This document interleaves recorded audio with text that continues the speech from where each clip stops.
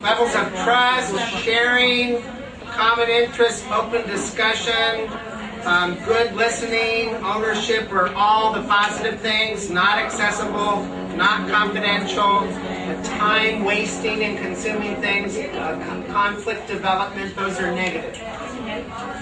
Collaboration, one point can be added, that is competition with cooperation. Competition with cooperation. With cooperation. Okay, describe that a little bit more, because most people will say competition is a bad thing, but let's hear what you mean. So, Munnu Bhai, you everybody know about Munnu Bhai. He was just sharing his experience with me. He's a columnist, a very good brand personality in the media world. He was just on a visit to some school in Japan, in Tokyo, and he was on a round of the school. It was a recess time, break time. Everybody was playing, every child of that school, but 25 to 30 students, they were not playing. They were sitting in the corner of the ground and they were just doing something. He just got closer to it, and he saw, what are you doing? And they all were solving something, helping one student. He got failed in mathematics, and they all were trying to help him out. When he inquired, what's this going on? They said that until he is not, gets the average pass grade, nobody is going to get pass grades from that class. Everybody will fail until that student is not passed. So this is cooperation and collaboration in action, and that is very much reflected in their society, in their bazaars. We all live in individual style. We live in compartmentalization. This is very much there in our society, and so does our school's experience. So I think this was cooperation with collaboration. Thank you. Great, so we're now 3 minutes past where we need to be, but are there other things that are good, positive examples that made collaboration work, or negative that we haven't mentioned so far from any of the groups? What about leadership? Leadership. Yes. Collaboration or collaborative work leads to the growth of everyone involved, and in a very short time. The growth of everyone. I think this is what we were hearing before too. Growth of everyone involved. Good. And also being non-judgmental. Non-judgmental. Great. All right, so we have a few things here. We still have 2 more questions, and we only have 25 minutes. So we're going to move on to our next question.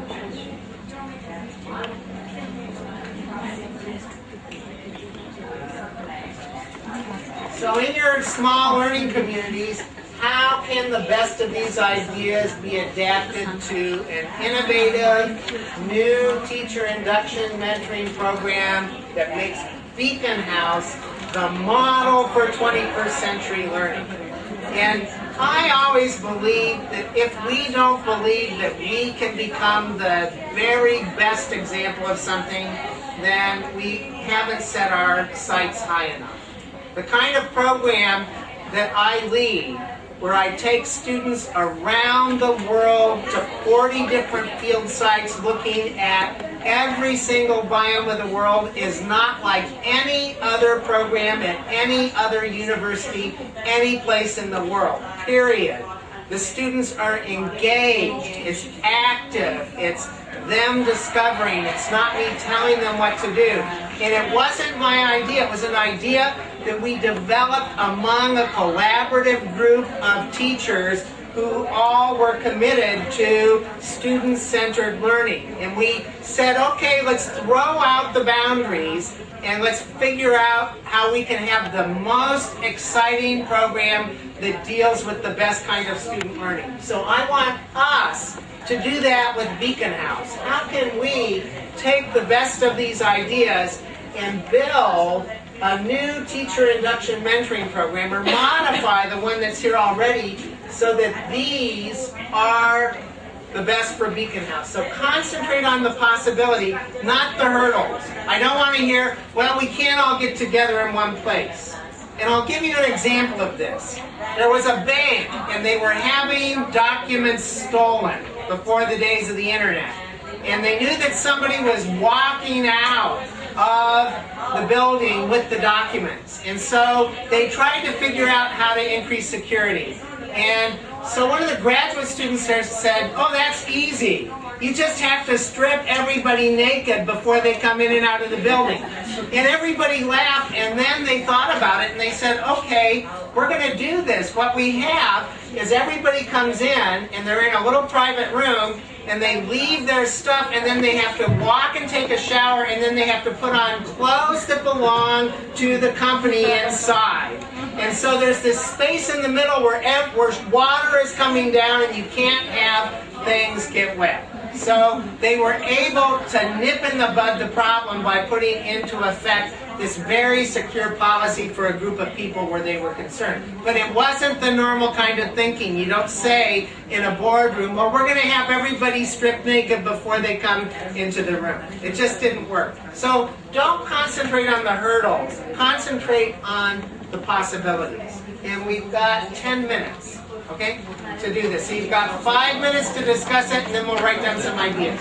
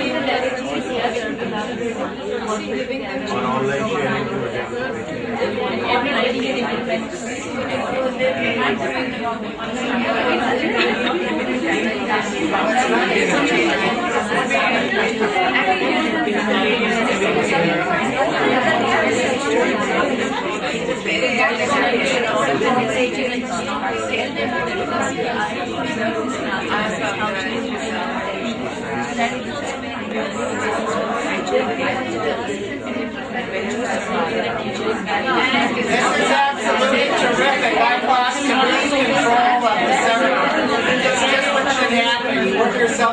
job. You folks now are in control.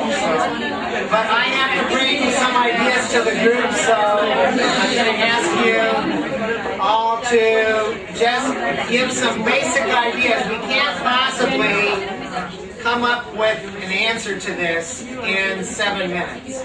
But we can get some ideas out there that provoke some discussions for the leadership and for you as collaborators in the Beaconhouse vision, in developing that Beaconhouse vision. So what are how can some of these ideas be incorporated?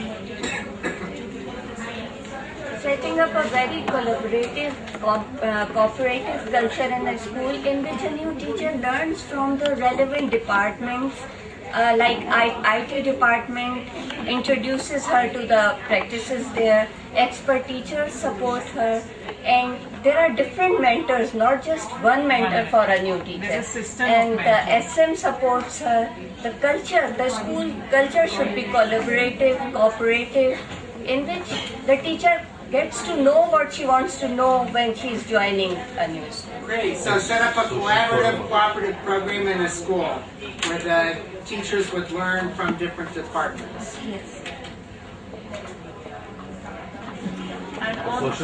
Other ideas? An online forum is also. Online forum. Need-based programs should be introduced after the main induction. Need-based. Need-based programs after the main induction. Yeah. Wow. Peer coaching sessions can be arranged. Peer coaching sessions. Facilitated by the mayor. It's very important. He has to facilitate it. Facilitated by Head of government. leaders. Great, boy. Can I come work here? Yeah. There can be some action learning sets where teachers can have a dialogue and work out things. Action learning. Boy, I like the sound of this, where you're actually doing things and trying them out.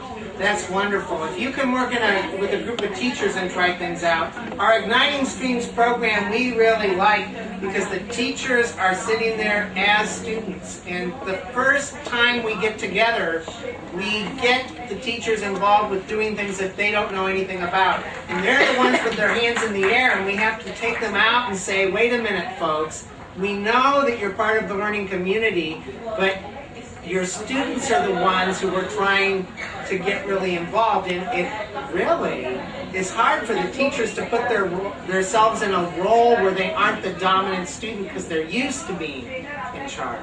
So I think all of these things are really good examples of concentrating on possibilities for Beaconhouse. Are there any more?